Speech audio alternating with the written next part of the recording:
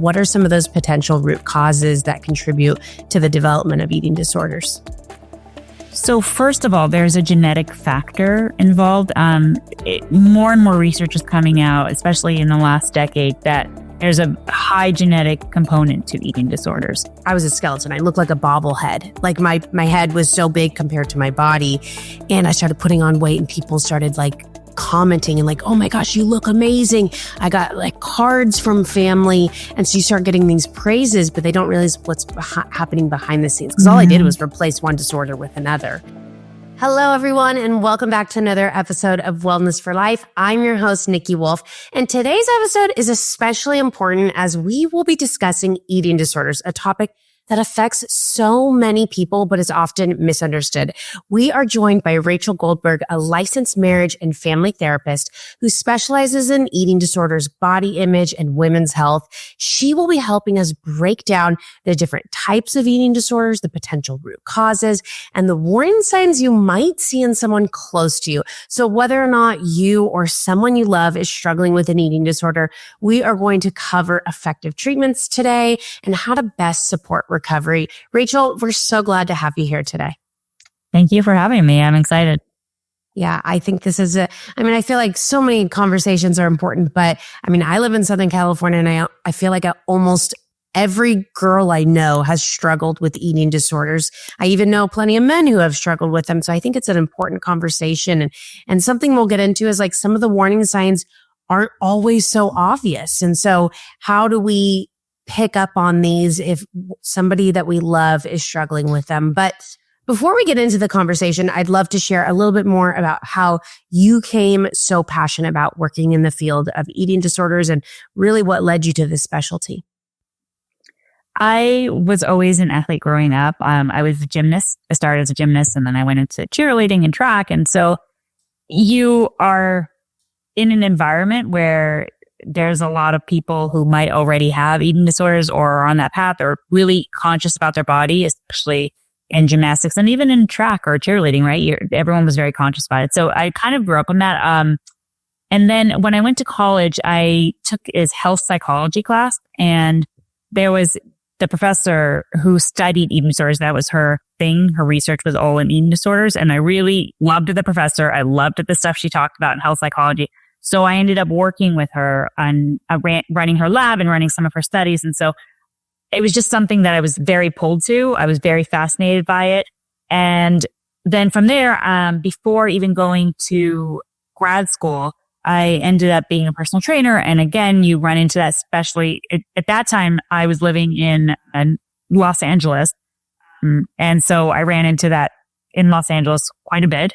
And so it just kind of felt like this was one of the areas I really wanted to concentrate on. Absolutely. And just doing, being surrounded by that environment. I definitely know LA, that's the culture is this fit, tiny body, or even for a man, it looks a little bit different, but to have this specific figure that you need to achieve in whatever modality it takes to get there, but then also your education background, being able to tie the two of those in. It makes sense that lined. Now, I'd love to really dive into the foundation of eating disorders because some might be aware of maybe anorexia or bulimia, but I'd love to kind of lay out some of the most common eating disorders and kind of explore that a little bit and what that looks like.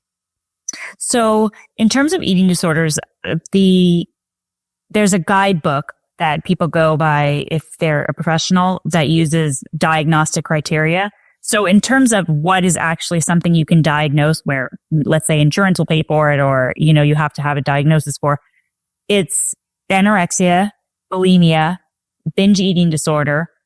There is one that is being more recognized now where people are avoidant restrictive. So this you can kind of see coming up with children where they don't have an issue in terms of their body and trying to either be thin or, having any kind of body image issues. It's more about the food intake. They have a really hard times with certain type of food. And so then they end up restricting because of that. So it's definitely a different category that's probably not necessarily what your audience is experiencing or people think of with eating disorders.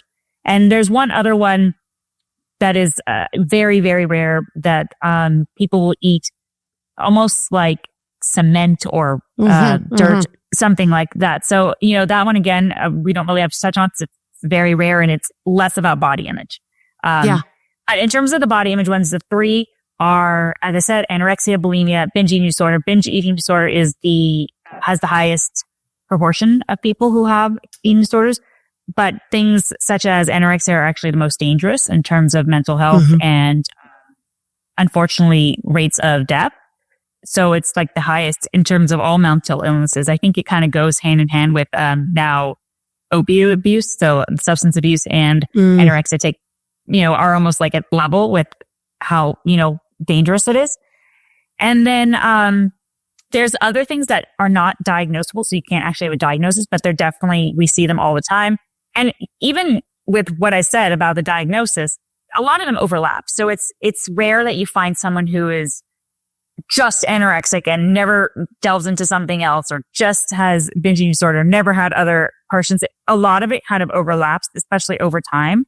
Eating disorders are not something that you just kind of like have and then don't have. It's not one of those things that you can say, like kind of like if you're anxious, right? If you're an anxious person or have anxiety, like you may have learned tools to manage your anxiety, but it doesn't mean anxiety or that you're not sensitive to being more anxious than someone else, never really leaves.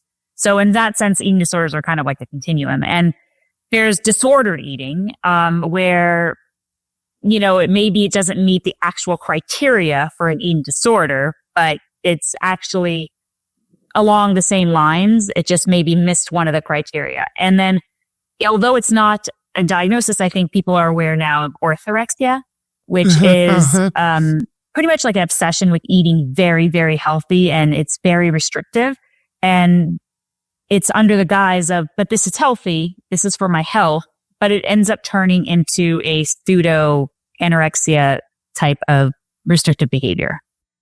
Absolutely. I think that is such a fantastic clarification on all of those. And it's interesting, even the ones that you brought up that maybe not necessarily resonate with our audience, they might like, for instance, the one with the children. I wonder too, if that's like partially a little bit OCD of like, I've seen videos, some of the kids like, okay, I'm trying new foods. And like, I don't know how my algorithm makes these pop up, but it's, a 7-year-old or a 10-year-old trying a pickle or like really like super anxious about it. And so I can see how there's some like maybe other neurotransmitter components to that.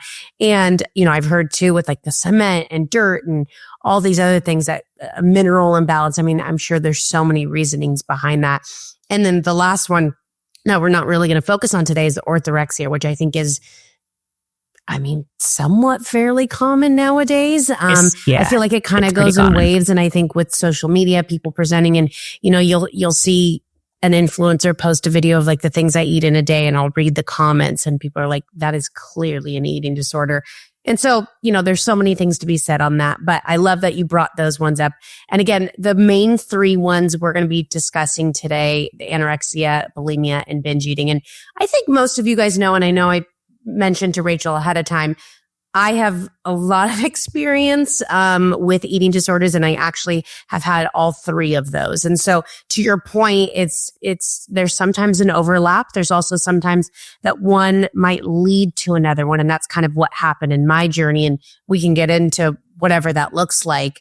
And I think for my own personal experience, and we're going to kind of dive into some triggers or some root causes that might have created eating disorders. I'm curious to know from you, and then kind of I'll dive into what I believe and when I've worked with specialists, what really triggered my eating disorders. But I'm curious to hear from you, what are some of those potential root causes that contribute to the development of eating disorders? So first of all, there's a genetic factor involved. More and more research is coming out, especially in the last decade, that there's a high genetic component to eating disorders. This is especially the case too for anorexia. It's a more particular one, whereas for something such as binge eating disorder, it could also be genetic, but it can also have a lot to do with just hormonal imbalance. If someone has PCOS, they might have trouble losing weight, which then leads to more restriction and then more types of binging episodes, right? So it's not always genetic, but in there is definitely a genetic component. And then there's also some like medical components, such as like, again, hormone, insulin resistance, depending on which eating disorder you're talking about. But there's a high genetic component. So you say that, and then it takes the right environment. It's kind of like you have this predisposition, and then the right environment, which is usually some type of vulnerable environment where it starts to manifest, and it could come on slowly. But one of the biggest triggers that starts an eating disorder is any type of restriction.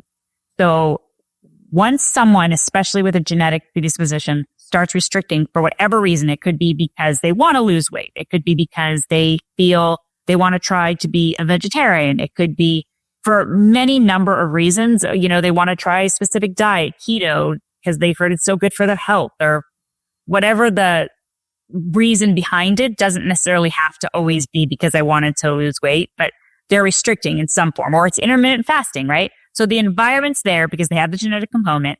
They perhaps are in a vulnerable place in their life, which is often too when someone starts something new, right? They're kind of in a transition or wanting to change something about themselves. And then the restriction leads to the development of an eating disorder for some people, or disordered eating, because once you start restricting, now food becomes this bigger thing for you that you're not allowed to have. And so you think about it more. And also if you're hungry, you think about food a lot. And it's now a forbidden food, fruit, you know, it's forbidden basically. And now you want it more, and your body wants it more. And so then you finally give in, let's say, to having some food, and now you're just ravenous. And so now you feel out of control. So then you proceed to restrict again, or try to change the diet in a certain way. And it just keeps cycling and exacerbating until you kind of have a full-blown eating disorder. When you do stay restrictive, though, what happens for those people who end up going to become anorexic is they start the restriction maybe again for whatever purposes. It could be something very small. It could be, my friends and I are, going to try this fun diet that we heard about, or cleanse. And then there's some type of almost power in being able to restrict. And especially since it's so revered in our society, willpower. Wow, you have so much willpower, right? You can look at that cake and not eat it, So it's like almost like a rite of passage, and like, I can do something better. So it feels like you have this sense of control that other people don't have. And it just kind of keeps going, and it fuels you. And even though it's really doing a lot of damage, you don't always see the damage on the surface, because you can still move, you can still focus on work, you can still do exercise or whatever it is, you can still see your friends. So it's not always something that's so obvious. And so you just keep kind of going in that direction. And then your cognitive ability to be logical and differentiate what is right and wrong and what your body actually needs starts to get skewed. And it's almost like it takes over you in that sense. And actually, a lot of times people who start with anorexia will then end up with bulimia and then possibly binge eating disorder. So that can be the trajectory often. Absolutely. And I think that was actually my exact trajectory. There's a few things you mentioned that I want to pull out. Curious, you may or may not know this, as far as the genetic component, because I've done a lot of episodes where we talk about genetics and we hone in on specific genes or, methylation or something like that. Do you know of, and maybe I can research it too, of the type of gene? Or is it more of just like it's something that's inherited from your parents and grandparents? Or is there a specific gene that may be mutated of some sort?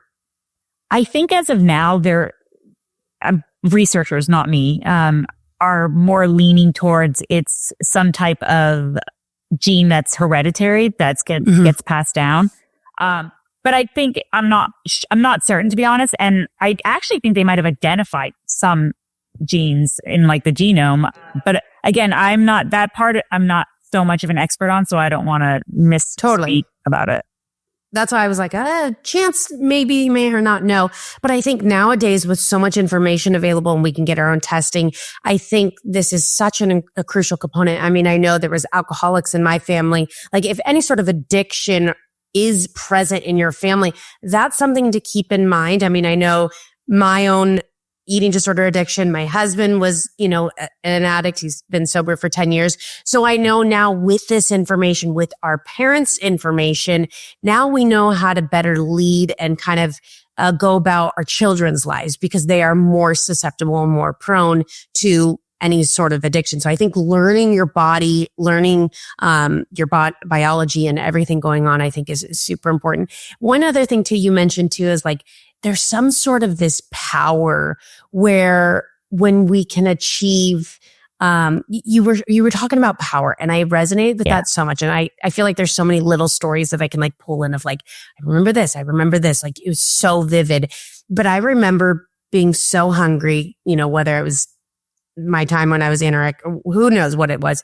But I remember like laying in bed and I was starving and I'm like, you can do it. You can do it. All you need to do is fall asleep.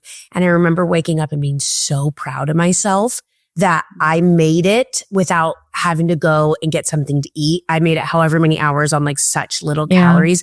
And it's crazy, this sort of power. In my own kind of experience, you talked about there's some sort of vulnerable environment. And I find this with a lot of the clients that I work with and just conversations is a lot of individuals who have eating disorders experience some sort of trauma early on. And I think, we all get like big T, little t trauma of some sorts, but I think generally that big T, like really deep trauma. And I was in the hospital since I was 3 years old, surgeries in and out, kind of stayed in the hospital for a longer period of time. There was a lot of stuff going on. So there was a lot of medical challenges outside of my control. And I think subconsciously what happened is I realized restricting the food and being able to kind of like shape my body gave me, and I didn't realize this in the moment, just until years later, gave me control. It was finally something that I had in control of my hands, because there was so much in my life out of my control. Parents divorced, medical, all these other things happening. That was one thing that I personally had. And then once you're kind of in the midst of, that, and I had the genetic predisposition, it just kind of starts exacerbating. And, I say Southern California, but it's sunshine. People are in bathing suits all the time. I think there is this environment. So it's like you're putting all these different variables together. It's, I remember going to college in Santa Barbara and I met a girlfriend, who was from Chico, and she knew one person with an eating disorder in her whole school, and the whole school knew about it. And it was like this huge deal where I'm like, oh my gosh, every person I know has an eating disorder. Like it's crazy that, that dichotomy between the two. But yeah, I think to piggyback that, I think that vulnerable environment, and again, sometimes that's in our control, sometimes it's not, but I think having the knowledge and understanding of, okay, this is what's going on. How can I better support, our bodies through this? Yeah. And I think that's one of the hard things for people to accept, which is that it's not a reason. People come and they want to know why do I have this eating disorder? Because they want to be able to change it. So if you could just pinpoint it, it's because of the trauma I had when I was 8. Can we process that trauma and now I can move on from my eating disorder, right? But it's never really one thing. Unfortunately, it's just a combination of a lot of things. And it'd be great if you can find the answer or answers, because it maybe gives you some peace of mind or helps you to understand yourself better. But especially in the beginning stages of recovery, it's not something I necessarily concentrate on with a client, because it doesn't necessarily help you get to the end goal, which is coming to a better place with your body. So especially if you're anorexic, because you're not really thinking very clearly, and what you need to do is you need to eat. That's like the best cure at that moment is to eat and fuel yourself so you can start thinking better. And then we can kind of get to more of the root causes. Maybe if you have binge eating disorder, it might be better than to also work on like, what are your triggers and where are they coming from in that sense. But, going back to the idea of the vulnerable environment you might be in, this could be an environment where you have just a chaotic household for whatever reason. It could be because parents are fighting or getting divorced, or, it could be something even less obvious, such as there's a sibling who needs a lot of caregiving because they're sick in some way, or, have some thing that needs more special attention. And so all the concentration goes there. So it could be just so many different things that aren't necessarily trauma, but it's an environment where, kind of how you touched on the control, it just feels not in your control, and no one's really processing it with you. Or even if there's like a death in the family, like a close, grandfather, and no one's really processing it, kind of just like gets swept under the rug. Or a parent is sick and goes off, for a month, let's say, to treatment, and no one really talks about it. Again, it's these things where the child feels there's no sense of control for them. They don't feel safe. And that is, as you said, one thing they have control over, one thing they feel powerful over, and one thing also they can, not necessarily on purpose, that they ruminate on and now distracts them from other parts of their life. Absolutely. And I think too, there's so many facets of it, but you as a parent might be aware and see what's going on, but your life is so chaotic and so busy that you either don't know how to take action on it. And I feel like that was either I had like very sly ways of hiding things, and there very much were, and we can kind of explain some of the warning signs of eating disorders. But maybe they just don't even know how to do it. I think this day and age in this generation, we're a lot more I'm not going to say a lot more involved. From past generations, I think there was a lot more independency, and now it's like parents are very close, with their children. And so maybe we can be a little bit more visual and see what's going on. But I'd love to explore a little bit. Maybe you're listening and you don't have an eating disorder, but there's someone in your family, your friends, that you're like, I kind of suspect. And you might think, okay, well, all these warning signs are going to be obvious. They're going to be super skinny, or, you might see some of the yellowing of the teeth. Maybe that's not even obvious for people, but there's some other signs that are very not obvious. And so I'd love to just kind of explore what some of those warning signs might be. So if you're in the thick of an eating disorder, you are probably not trying to let people know. It's something that you hide. There's a lot of shame behind it. So if you are restricting, and let's say you are in a family, I guess, one thing is sort of pushing food aside, making it look like you're eating, is something people don't often notice unless they're actually paying attention. Of course, weight loss or changes in weight is a big one, but, or getting up from the table pretty early on, or you don't feel good. Like, there's just lots of excuses. Or always I'm eating out with a friend. There's just lots of excuses.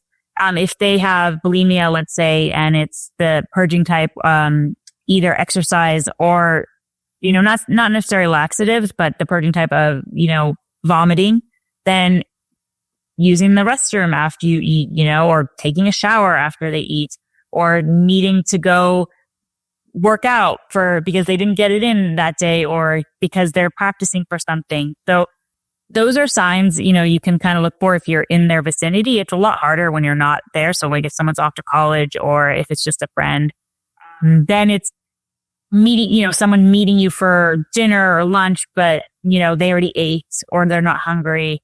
Or if you notice that they are picking at their food, or they're talking about food a lot. People with binge eating disorder will often just not eat also. So here they are, and you see them, and they might seem as if they, carry extra weight, and then yet they seem to never eat. These are people who may go home then and binge eat. So I guess signs to look for is how much, when you're especially eating with them, how much are they actually eating is a big one, where I think it's just so easy to miss that. Even as a parent, it's just so easy when you are parenting other children too, or you have a busy life, you're not really paying attention to what your child eats. If it looks like they're eating, but maybe they're just like pushing it around. Who knows? They could be feeding it to the dog, and then they go to the room, because they have to do their homework or what. And you just feel like, yeah, that's fine. They're just going through a phase. Other signs could be that they're starting a different diet, like, oh, I just want to try this keto diet because I heard it's really great for my energy levels when, for my sport. Or I want to try going vegetarian because I really don't like how they treat animals, right? That could all be true. We don't know, right? But these are things to just at least kind of set the warning signal on, like maybe there's something more. Let me just pay a little bit more attention to it. What else? Those are the most I think really if someone's paying attention, they're going to notice something's different.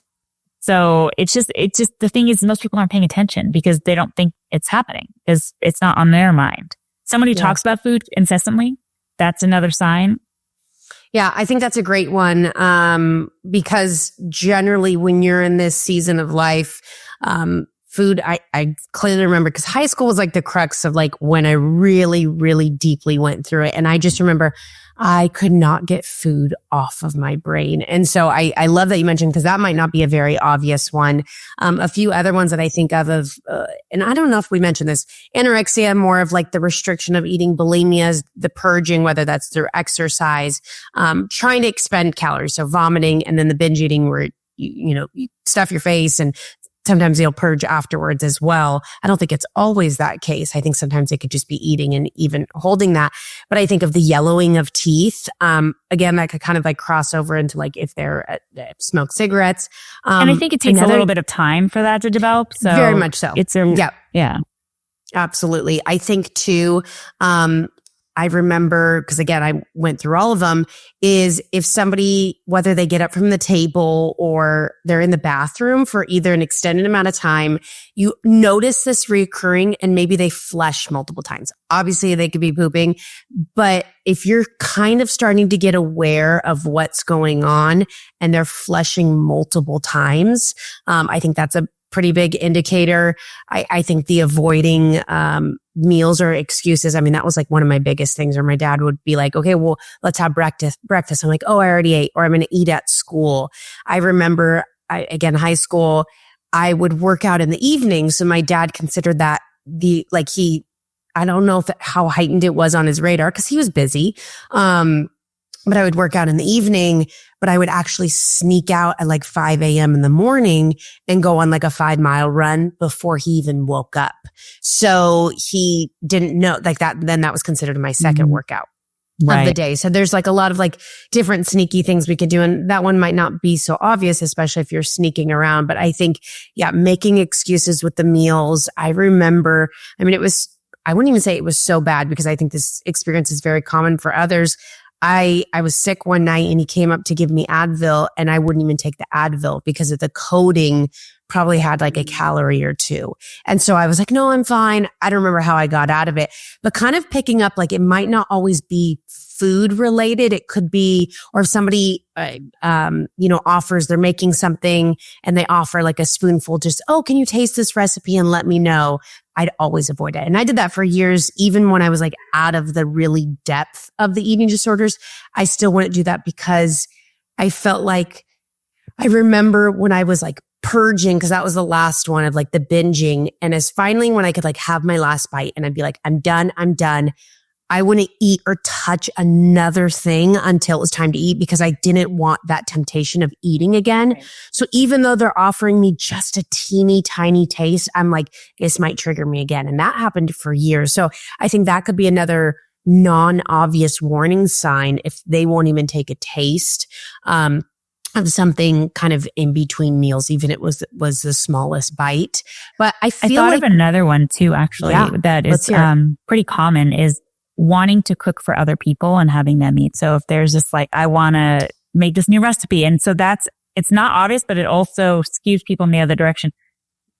But my daughter is constantly wanting to cook, the newest meal that she found online, or so wanting to often cook, but then noticing that they're actually not eating it. They're just having other people eat it and being very interested in the other people eating it, like watching it almost in awe. Very much so. I remember, and I know I keep bringing some of these in, but I think it's like to have those like real world examples. I remember like smelling, gosh, this is crazy, like smelling other people's foods to kind of take in the sensation of me eating it. Like obviously maybe a friend's not being that obvious with that. But there's so many things. And I think if it's not on your radar, some of this stuff might not be obvious, but when you're starting to like, okay, they're either losing some weight or they're avoiding, meals quite often, I kind of suspect start really kind of paying attention to these different things. There's a few other things, I guess, before we dive into like different treatment modalities and support and what people can do, because it can be a very, very long journey. I'd love to explore, because I know you do some work with like prenatal and pregnancy. What about somebody who is currently pregnant and they either are freshly out of an eating disorder, they're in it? How do you go about something like that? Because obviously your body is significantly changing. You also need this nutrition for the baby. And, hopefully becoming pregnant kind of changes your hormones a little bit and it kind of opens your eyes to like, okay, let me start increasing a little bit, and you give and take a little bit. But how do you experience, if you have clients who have kind of are in the middle of both of these? I think actually one of the things that is helpful, and I'm not going to say this is across the board, but I would say the majority of people who have had eating disorders or are disordered eating still or still have all that, in some ways actually get saved by pregnancy. A lot of women who become pregnant are just so focused on making sure they're taking care of that baby that the eating disorder goes by the wayside. It doesn't mean it's fully gone, but they feel a little bit more comfortable eating because it doesn't feel like it's them, right? It's for something else, something bigger than them, something that they really want. So I think in some ways it helps them. But if they are still restricting, there isn't really much you can do except to continue to let them hear what the doctor is saying every time they go to an appointment, or show them the risks that this is, again, not just them. But I think actually you see more the opposite in terms of people handle the pregnancy well enough and then end up reverting back or even starting an eating disorder because now their body just feels completely out of whack. And oftentimes, especially if you're nursing after a birth, you are like ravenous. And for someone who has a history of an eating disorder, it feels very out of control. And again, it goes back to kind of this control issue with, I hate the feeling of needing and wanting food so much. And so that I think is harmful in a sense. But I think in terms of when someone is pregnant, there are cases in very rare instances where they'll be put on a hospital bed or, because and get fluids because they're really just in a bad place. But I think, again, most of the time, they're actually saved from the pregnancy because it actually gets them to eat. Because also in their mind, someone who's in the eating disorder, in their mind, it's not necessarily for them, right? So they're not going to give it to themselves. They're not going to give the food to themselves or the calories to themselves, but they will give it to their baby. Yeah, I think I've heard of experiences like that too, where individuals it starts the process of that recovery. Maybe even after the baby's born, there's still moments, or temptation, or they kind of slide down a little bit. But really, I think just motherhood in general changes your scope of everything, of life, your perspective. So yeah, that makes absolute sense. It's often a relief for people. It's like the first time they're allowed to give themselves this food that they've been really starving for, literally. And it's the sense of, I don't have to keep the flat stomach anymore because obviously I'm growing a baby, right? Or if it's someone who binge eats, it might even be just even increasingly more uncomfortable because of the heartburn and everything that comes with pregnancy. So again, I think there's almost this element of it saves you in a sense and brings you relief that you've been looking for. Absolutely. I think that's a really good key component, is like that relief. And maybe that's the process to start everything and for me, mine was kind of a little bit opposite. I feel like going vegan, and I'm not vegan anymore, was really the start of recovery for me in a weird way because and again, some of my precursors or predisposition, I think there's slight bits of like OCD or like all or black or white, all or nothing. So I kind of liked that label a little bit, or kind of liked being in a box. I know that sounds weird, but veganism gave me some sort of scope of like, okay, you can't eat this, but you can eat this. And so it really helped.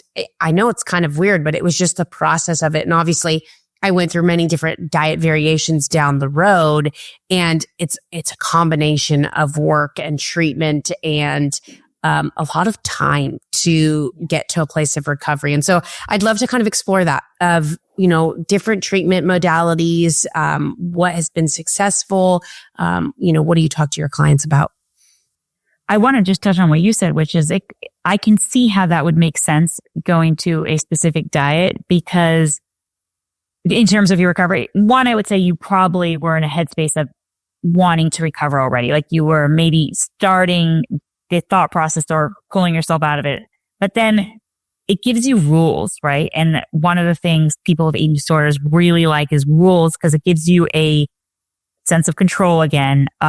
It's what I can have, what I can't have. So if you're following it, you're in a good place. You feel, okay, I'm again in control.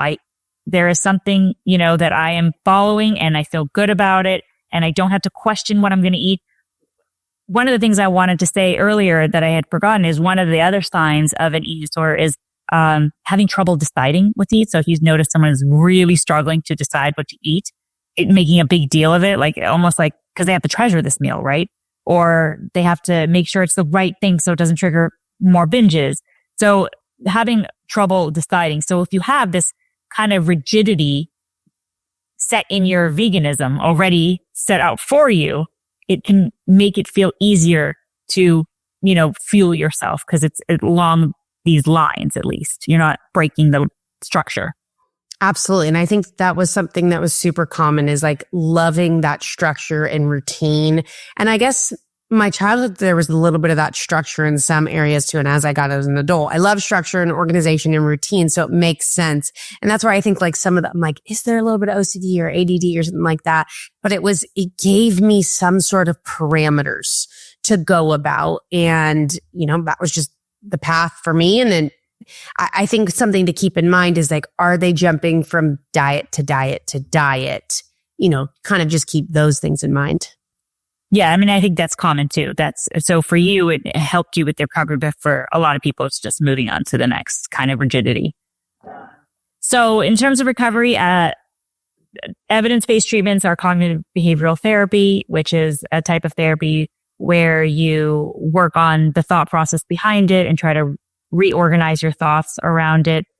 In general, I would say there is no gold standard, though, in terms of what I've seen in my practice. It's very nuanced and hard to predict who's going to respond to what. If it's a child and they're still at home, or, a teen and they're still at home, I think it's actually easier, because what we've started to learn is pulling in the family is better, as opposed to like alienating the family. So, in the past it would be, well, this probably comes from your mom and the way she'd say that stuff to you. And again, that's going back to trying to figuring out where it came from, which isn't always helpful, because now you might be at odds with people in your family. It's better to let's table the discussion on how you might have contributed to the eating disorder mom or dad or whoever, and let's fuel your child in the right way. So it's about really getting the family involved to, in some ways, force their child to eat if they're anorexic, or just have a lot more open conversation and dialogue about, healthy foods and what is making it hard for you to stop eating, kind of just really bringing in the family into discussion so they're not so alienated from it. And it's becoming more open and acceptable for the parents to see this and work on it with them. So that's if you have the control, because you had a team. If you don't have someone at home, it's a lot harder. One thing you mentioned that I really like and I kind of want to touch upon is, I don't know, I think sometimes in the therapy world, CBT can, or I don't know, maybe just my personal experience, talk therapy, you can just kind of still like ruminate of like the pain and this is where it comes from, but where's the action? And what I love what you just mentioned is there's a place and a purpose to like, let's figure out what the root is. Let's get through some of the pain, but then what are we going to do about that? And so I love that you're like, sometimes there's a time that we just need to table this. Let's get the family involved and let's actually take action. And so I think that's big that I don't always find in a CBT kind of response is pausing that. Let's move on. We can come back and talk deeper, but we also need to apply some principles. And I think to the point of let's bring the family in too. And you said, and this might like shock people, like you got to force them to eat. Like if they're 18 or younger, you have control. You are the parent. You need to raise them. And I remember I had to sit down at the table and my parents gave me Ensure. And I think I had to drink half of it. And I remember them pouring it out on the table into like a measuring cup, and I was bawling my eyes out. And I couldn't leave that table until I finished drinking that. And I don't think they ever took like the doors off to the bathroom or anything like that, of like, or my bedroom, to make sure I didn't throw it up. But I think they were like conscious of, the toilet flushing and all that kind of stuff. But yeah, that's your role. And I think that's important if you notice their body changing. And for me, being in the hospital at the young age, the real reason my parents finally took action was I got done with a surgery. I don't know. I was a sophomore, freshman in high school. They couldn't find my blood pressure. Like my heart rate was super low. Everything. It took 3 different machines, 3 different body parts. And they finally said, you need to gain 10 pounds by this time frame or we're taking you out of school. And so that was actually the shift going from anorexia and bulimia to overeaters. And it was crazy because I started putting on weight because I was a skeleton. I looked like a bobblehead. Like my head was so big compared to my body. And I started putting on weight and people started like commenting and like, oh my gosh, you look amazing. I got like cards from family. And so you start getting these praises, but they don't realize what's happening behind the scenes. Cause all I did was replace one disorder with another. Yeah. So yeah, but I think back to your point of like getting the family involved, going from talking, working stuff out to now what do we do about it? And so I love so much that you said that. So sorry. I really think you have to put in action. No, I'm glad you did. And you brought up things I want to discuss too. You really have to put in action, right? You can talk about it, but it's not necessarily going to get where you need to go. And so that's why if you have the parents, or even if you have like a partner, maybe you're, married and you're older, you can allow the partner to be involved and maybe put the meal in front of you and you just have to eat the meal. So it definitely involves a lot more of you having to be motivated yourself. Whereas with your family, they can kind of just force you to do it. You're not getting up from the table until you eat this. And yeah, it's a hard job. This is a very hard job for a parent. You have to deal with emotions. You have to deal with sometimes violence. You have to deal with just really, really, and someone who's really struggling, taking it out on you. And it's a hard job and you have to be very steady and you have to be very strong in how you do it and not give in. But it's really the only way to not the only way, but one of the best ways to get that teen to start eating, noticing they feel better and being able to cope with the guilt they might feel after they eat. And then it starts to kind of like help them to evolve into recovery. As opposed, and that's why, eating disorder treatment, people who go into treatment, they end up, that's what it is. It's force feeding. But the problem is then they get out and there's no one's forcing them to eat anymore. And for some people, actually, interestingly enough, it's a relief that their parents are forcing them. There's almost like a sense of, I'm not putting it in my body. They're making me, but it actually feels good. Yeah, I completely agree to that. I never had to go to an actual treatment center. I did go to like OA, which a lot of people like Overeaters Anonymous. Like it was crazy. And I remember people were like, they didn't give me the judgment, but I was still relatively small at that time. You think somebody going to Overeaters, they're extremely obese. Again, kind of coming back to a non-obvious warning sign. They might not always be, especially if you're purging. But yeah, I can definitely see like that sense of relief. And I feel like it goes through different seasons of life where you want that control. And then finally, you're so exhausted with making decisions and like picking everything that when somebody just, okay, we're going to go eat here. This is what the meal is. It is like this sense of like peace and relief. And granted, I think it takes time to get there because I remember somebody put something in front of me at one season that would freak me out because I wasn't in control of that. And so, yeah, it does kind of come in waves. I feel like we've explored so many valuable things in Can I go back to one thing I wanted to say please. That you had touched on about the binging after? It's actually really common to go from a restrictive disorder to a binge eating disorder. I don't know if you know much about the Minnesota starvation study. Do you know about it? No. They would never really do this now, which is good because it's unethical, but also we don't get the same research. It's this like groundbreaking research. They put these men who had fine eating habits. There was no disordered eating at all. And they were all average weight. And they put them on these very restrictive diets. It was actually half the calories their body's supposed to have. And what ended up happening is once they went out of, once they were able to normalize their eating again, they would bring them back to their normal calories.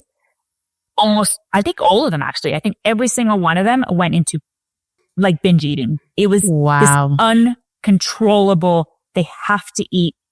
Your body is almost doing it for you. You just cannot get full enough. You just continually want to eat. So when you are in a which is why diets, by the way, don't work, right? They always say that diets don't work, diets don't work. And the reason behind that is because when you're restricting, then you get so hungry that you end up overeating later. So that's the problem, with diets. And that's why, we try to advocate healthy eating as opposed to restrictive eating. But yeah, so it's actually what you went through. I wouldn't even necessarily say you should go to Overeaters Anonymous, because I wouldn't, especially if it's right after disorder, I would think actually the process you're going through right now of the binge eating, that's actually quite normal and almost, you could say, part of recovery sometimes. Yeah, that makes sense. And I think too, I don't know if this is pretty common, but I remember moments where I'd be in the kitchen and the living room was right across, so I could see from the kitchen to the living room. Sorry, my dogs are barking in the background. Hopefully you can't hear them too bad. But I remember I would have all the food on the table and I would eat knowing I'm going to throw it up in the sink while watching TV. Like, it was that casual. So it wasn't even, for me, it wasn't a matter of filling my stomach and trying to be full. It was this more of like psychotic that I just couldn't stop.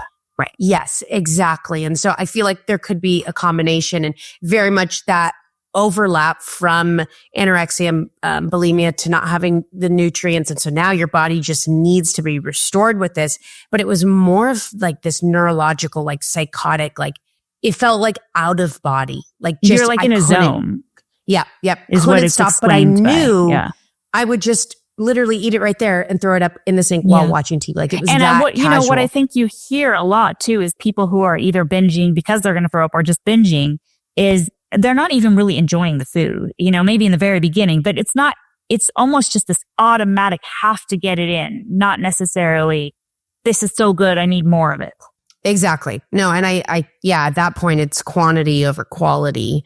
You're just trying to get in. Gosh, that was a dark, heavy season. And so for any listening that are currently in it, one, it is absolutely possible to, be recovered and make it through it. It does take a lot of work, but I just feel for you because it was very, very heavy season. Is there anything that maybe we didn't touch upon today? Any sort of advice or suggestions, implementations that you would advise for somebody listening, going through something, or maybe has a partner, friend, or family member? Well, I'm going to touch on that, but I want to say that we didn't talk about this one thing, which is a huge hot topic, so I don't want to get into it necessarily, but there also is a place for medication with an eating disorder. It's not really very proven with someone who has anorexia. Sometimes they'll use an antidepressant, which could help a little bit, but it's not necessarily going to help you fully recover. But for bulimia or binge eating disorder, there is now some evidence that something like Vyvanse could help with that. And then very preliminary, and it's a very hot topic, so I'm not endorsing, but there is now research with the GLP-1s like Ozempic, Wegovy, all those, tirzepatide. In terms of binge eating disorder and bulimia. I mean, I don't think they're studying with bulimia because I think there's a lot of potential issues that could come up because it's eating disorder-ish, territory. Whereas with binge eating disorder, I think people think of it less of an eating disorder that's going to maybe get exacerbated. So I think that they're more comfortable prescribing it. And I think it is off-label prescribed sometimes for binge eating disorder for someone who's extremely overweight. And what will end up happening is their food noise is often quieted and it results in helping them not binge. However, we don't know the outcome if they go off of it or long-term outcomes. So, but it's just preliminary and just wanted to touch on that. Yeah, no, that's interesting. I'm glad you brought that up and kind of like, not putting my opinion and whatnot. And same here. I mean, I have my own opinions on it, but yeah, it's just an interesting thing. It possibly could start a process, but then I also just think of like the mental component of just that. I don't know. There could be, it's some so stuff new, to that. Right. It's just so new. But yeah. So in terms of just advice, like eating disorders are hard. Honestly, I would say too. I treat different things in my practice. Like I have a few different niches, but I would say eating disorder is the most challenging one. I think the longer you have an eating disorder, also the harder it is. So if you have someone who can help you work on your eating disorder, or even if you see your partner or someone in your family struggling, really try to intervene sooner rather than later. Don't wait, because the longer someone has eating disorder, the harder it is to recover from it. So I think, though, to, leave people with some hope is that it's definitely possible to see food normally again and to have a better relationship with it. But I will say it doesn't just come. So trying to expect it to just happen, one day is not really the answer. You really have to go seek some help. It's a very, very difficult thing to get out of on your own. Absolutely. And I think it's somewhat of an up and down, like a roller coaster. Like sometimes you're going to have, I feel like that might just be from any sort of addiction. Like you're going to have a time where you're doing really well, and then you might relapse or things come back, and just the heaviness. It's not linear. That. But yeah, exactly. Very much not. It's a long process, and hopefully shorter for some, but it's absolutely possible. And there's so many resources out there and so many things that we can do. And I think understanding your own anatomy, and your genetic history and everything like that, all of that is so helpful. But this was incredible. I loved talking about all these different things, and hopefully we provided value for somebody listening on the episode today, whether you're going through it or whether you know somebody, because it's a serious thing, and it's something that we don't want to do alone, and any sort of support that we can have, I think will be very helpful. So thank you so much for being here, Rachel. I really appreciate it. Thank you for having me. Absolutely. All right. Take care.